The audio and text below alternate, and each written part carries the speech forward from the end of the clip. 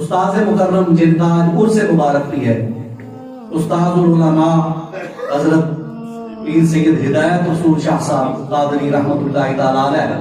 فیصل آباد کی سرزمین کو اللہ رب العزت نے بہت بڑی نعمت عطا فرمائی تھی آپ کی صورت میں. اور جب سے آپ مناظر قرآن سے فارغ التحصیل ہو کر فیصل آباد تشریف لائے،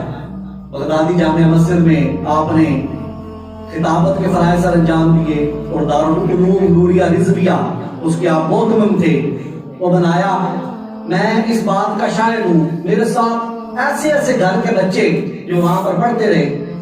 جو شاہ صاحب کی بیعت میں پڑھتے رہے، جن کے گھر میں ایک وقت کا کھانا ہوتا تھا اور ایک وقت کا نہیں ہوتا تھا،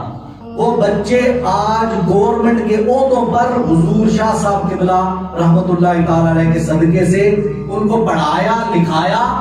یونیورسٹی سے پھر ایم اے کروایا، پھر یونیورسٹی سے ایم فل کروایا، اور کئی ایسے بچے ہیں جو غریب گھروں کے آج ڈاکٹریٹ کی ڈگری شاہ صاحب کے صدقے سے کر رہے ہیں. تو آپ کو اللہ رب العزت نے وہ مقام و مرتبہ عطا فرمایا. کسی میدان میں بھی دیکھ لیں،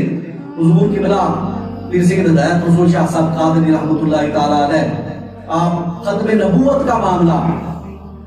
کہ رد قادیانیت، جب قادیانیوں کا بڑا عروج تھا اور بڑا ان کا جو ہے لوگوں کو گمراہ کر رہے تھے، کیونکہ فیصل آباد کے ساتھ ہے ربوہ اور ربوے سے ان کی تحریک تھی، تو حضور قبلہ شاہ صاحب رحمت اللہ تعالی علیہ نے آج سے 20-25 سال پہلے ہفتہ وار جو ہے وہ